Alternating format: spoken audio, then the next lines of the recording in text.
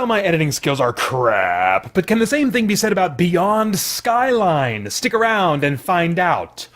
Bom, bom, bom, bom, bom. Bom, bom, bom, bom, bom, bom, bom, bom, bom, bom, bom, bom, bom. Hey, I'm Peter Franson from christiangeekcentral.com and Spirit Blade Productions. This is my uncut review of Beyond Skyline. There wasn't really a good synopsis on IMDb, so I kind of just tried to write up my own here. Basically, 7 years after the release of the sci-fi alien invasion movie Skyline, we finally get a sequel in Beyond Skyline. Now, I really liked the original Skyline, and I will try to, I can't remember what episode of the podcast, I was going to look it up, but I have reviewed this one. If you go to christiangeekcentral.com and in the search field just put in Skyline, you should be able to find my review for it. If I think of it, don't hold me to this, if I think of it, I'll try to put a link along with this that you can check out. But anyway, I'm not going to give spoilers for that movie, but I did enjoy it to a good degree. But anyway, I've been waiting for this sequel for a long time, and finally we get Beyond Skyline. I had heard that the story was actually not going to be a sequel, but was going to run parallel to the events of the original movie. I was like, oh, that's not what I wanted. We just got that with Jeepers Creepers 3, and I did not like how that turned out. So I was kind of like, we'll see. The trailer looked kind of interesting. Same kind of alien goodness from the first Skyline, but maybe some of the effects didn't look as good in the trailer, and so I just didn't know quite what to expect with this. So sat down and watched it. The movie starts by backing up and retracing the events of the alien invasion, but following different characters. Aliens in giant ships, basically, are invading, and they use a mysterious light to mesmerize humans who are then pulled up into these giant vessels to be harvested by aliens. And the effect and the whole concept is still really creepy and cool, just like it was in the original Skyline. At least for me, I really enjoyed that whole concept of people just being fascinated, because we always hear that in stories or see that in movies a lot, like, what's that light? I gotta go check it out. Well, in this one, literally, they can't not look at the light and walk toward the light, and then they get sucked up into the sky. Well, there's no sound when they get sucked up into the sky, but yeah, it's a really cool concept for an alien invasion type thing. And they get pulled up into these giant vessels, and then they're harvested by the aliens. I won't go into more detail than that. Now, in this story, recent widow and off-duty cop Frank is in the midst of bailing his son Trent out of some jail time when the invasion begins. And so father and son have to put aside their strained relationship in order to work with other survivors to escape capture by the aliens and find a way to fight back. So let me talk about the story a little bit, the script, just the tone in general. This was really the weakest part of the movie for me. This is a weird script to me. It feels like 2, maybe even 3 movies crammed into one. The first 30 minutes felt to me like, they were going to be much like the first movie, and like many movies of this type you've seen, like sci-fi horror or whatever, you got a small ensemble cast that's trying to survive together, and just when I expected, that usual formula of character archetypes interacting under strenuous circumstances where all their flaws start coming out, just when I thought we were going to start engaging with that formula, more than half of that small group is killed off in the space of like 5 minutes. And this happened with some shocking alien attacks that, like in the first movie, really took me off guard. I didn't see them coming. One thing that I liked about those, a couple of these key attacks that happened in the first 30 minutes is, I know this is going to sound like a weird technical thing, but the shot composition. One thing that I hate in horror movies is when they start like framing the shot with a bunch of empty space. If you're watching the YouTube video, I'm kind of moving off to the side here, and suddenly you wonder, why is there all this empty real estate in the screen space? Well, because the director is just about to fill it with a big looming alien that's going to come, out of the background. And so when I see shots made like that, I see the creature coming. I know something's coming because they're making all this room for it in the shot. But one thing that I appreciated in a couple of these deaths early on is they didn't do that. They had these shots that kind of looked like normal shots, and then all of a sudden something comes out of the background that you're not expecting. And what they sacrifice is you don't get a real good look at the thing because there's not all this screen real estate for it right away. But I'll take that because they cut to a new shot that establishes the larger picture, just a second after that, So I'll take that sacrifice so that I don't see it coming. So, man, I really enjoyed that. And by around the 30-minute mark, the main characters of the first film are actually re-injected into the story. And I was wondering if that could be a possibility, but I kind of was like, I almost didn't dare hope. But when I realized that it was happening, I kind of literally cheered just watching it here at home. I was like, oh my gosh, yes, yes. Because no spoilers about the end of the first movie, but it ends in kind of like this really unexpected, bonkers kind of way that really leads well into a sequel, and you're just like, yeah, I want to see that next movie. I want to see these characters do their thing, And so when I realized that they were reintroducing this main character from the first movie, I was like really excited. And that was kind of like the peak of the experience for me in this movie. The first thing that kind of was a turnoff was that the returning heroes are sadly played by different actors. And that was kind of a bummer. And I felt like they even, they could have minimized that fact. But they showed flashbacks recapping the events of the first movie, but refilmed with these new replacement actors. And I was like, ugh, you could have done that differently. You could have de-emphasized that somehow. But anyway. And then at that point in this movie, the action and the story kind of pick right up at the bonkers level of sci-fi insanity that the first movie surprisingly ended with, and take it even further from there. I'm not going to spoil what happens and the weird turn that the first movie takes, but it starts out as kind of being one kind of movie, this trying to survive this sci-fi, invasion, this alien invasion. It's kind of like a sci-fi, horror movie. And then it ends as a very different feeling movie. And it's like, whatever the sequel is, it's not going to feel like this movie. It's going to be different. It's going to be more triumphant, action-oriented, maybe even have kind of like a superhero vibe to it.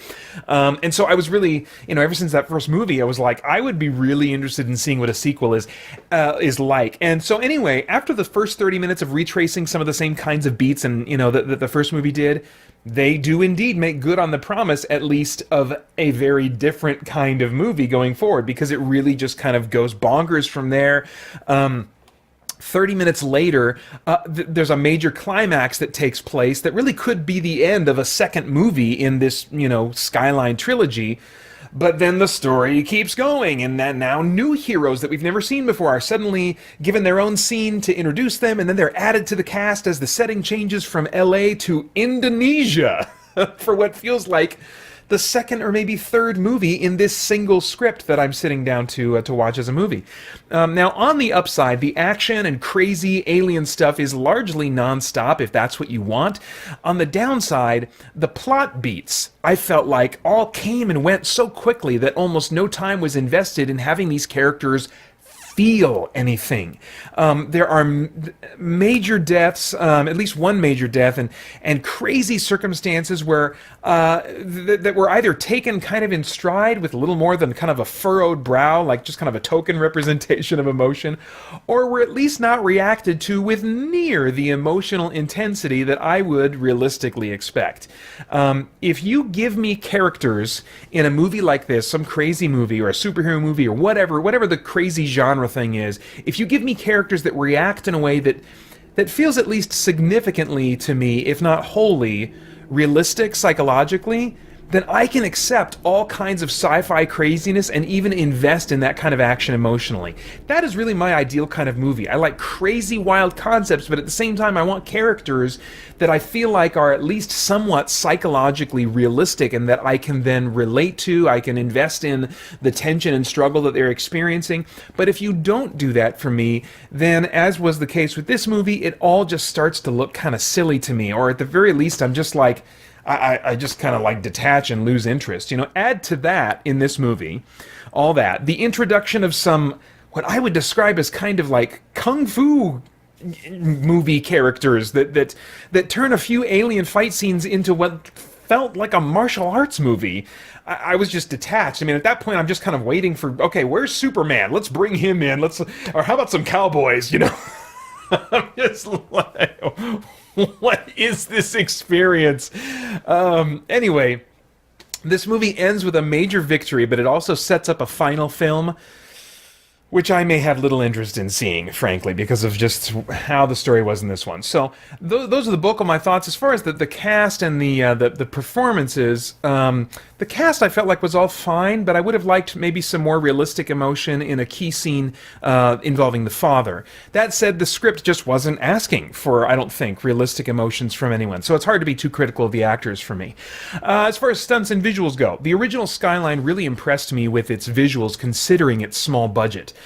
Which was the result of having a special effects team doing the directing. It was, I think, a pair of brothers, maybe, that directed the first movie. I think it was their directorial debut. I could be wrong, but I know that their work prior to that had primarily been as special effects guys.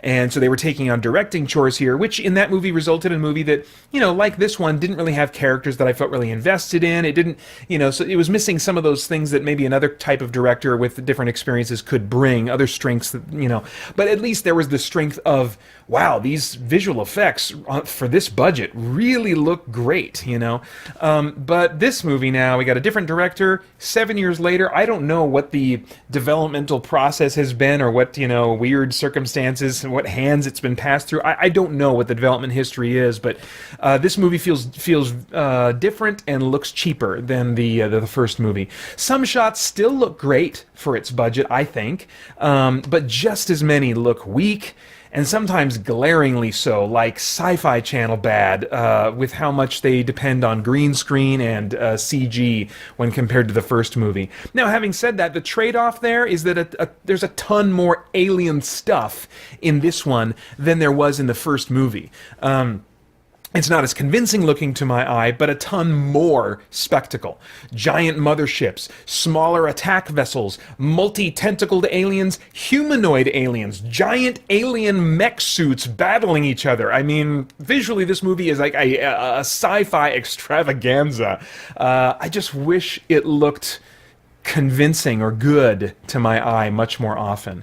All right, so I always try to ask myself, is there anything of worthwhile moral, philosophical, or spiritual significance going on in this thing that might stimulate worthwhile thought or conversation?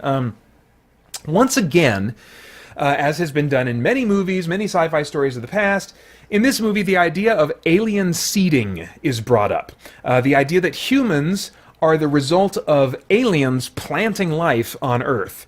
Believe it or not, this hypothesis is actually like a subcategory of intelligent design theory. Many naturalists go to... I'm not saying that most naturalists are like a significant number, I don't know how many, but of those that go to the space seed hypothesis, they'll often do that because they see weaknesses in purely naturalistic evolution. Under pure naturalism, there just isn't enough time in our planet's history to result in human life. And so you have to figure out what you're going to do with that as a naturalist. So you could favor, sporadic, insanely favorable mutation as a hypothesis, and we see that suggested in like the X-Men movies, that every once in a while just these ridiculously favorable mutations take place, or you could go to the idea, if you need to remain a naturalist in your mind, you could go to the idea of life being planted here from outer space. Now, sorry, I'm not being quite fair. It makes it sound a little more silly when you add outer to space, isn't it? Right, outer space. But the idea of life being planted from somewhere that's not this planet, Now, as far as I can tell, the space seed hypothesis isn't one that can really be observed and tested. It falls outside of what science can test for. We can't really, it's not this repeated phenomenon that we can examine right now, because we don't see things being seeded and planted, and stuff like that. It's just, I don't know how you test for that. I'm not a scientist, so maybe there is a scientist that can say this is how we test for that. But anyway, as far as I can tell, it's not something that, compared to other things in science, that you can really test for. It's more of a philosophical explanation that falls outside of observable phenomena, and we have to go to evidence for intelligent alien life in order to kind of give credence to that. An alternative explanation is the God hypothesis, which is also difficult to test for in the constraints of science. I'm not sure how you do that. I think there are some people that maybe claim you can. I'm not really familiar with the thinking there. But anyway, the God hypothesis can be substantiated using other disciplines, specifically the discipline of history. We have a ton of verifiable, academically tested and accepted information about the miracles and claims of Jesus,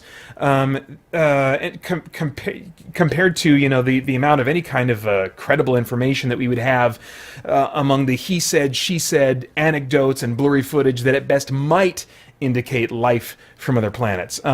So I think if we're going to entertain the idea of aliens, well, okay, but then academically we first owe it to reasonable thinking that we investigate the historical evidence for the claims made by Jesus and his resurrection. Are these events attested to by history? I think we need to look into those if we're going to give any kind of consideration to the idea of alien life being responsible for life on this planet. The difference and reason for bias, I think, against Jesus is that we can rebel against aliens. Like in movies like this, where humans discover, that they may be the product of, alien life that seeded us here from another planet, then the humans can entertain the idea of fighting back against a flawed and corrupt creator who's just some alien race from another planet or something like that. But if we're made by a holy God, a holy, blameless, perfectly moral God who is good and justified in all that he's done, and in fact we are the ones in wrong who need to reconcile with this God. That's a harder idea to face, which is why I think there's bias against it. But thankfully, Jesus offers free forgiveness, free reconciliation, and an eternal life of purpose and fulfillment that can begin right now and flourish increasingly as we live it out for anyone who asks him for that. All right, well, I have no idea what your tastes in movies are, but if I were a time traveler, I would go back in time and say, Peter, skip this one and bide your time. Buy this one when it's super cheap on Amazon, like $8 or less when you include shipping. You'll want to see it once because it continues a story you've wanted to see continued, and you might want to watch it even again at some point, down the road, because it does have some cool, spectacular alien stuff you'll enjoy like you did in the first one. But it goes off the rails halfway through the movie and will leave you detached and uninterested in seeing a third movie in this franchise. It's rated R for sequences of bloody sci-fi violence and language throughout. All right, those are my thoughts. I'd love to get yours in the comments below. And then, as always, I hope you'll join us over at christiangeekcentral.com as we continue to geek out and seek the truth.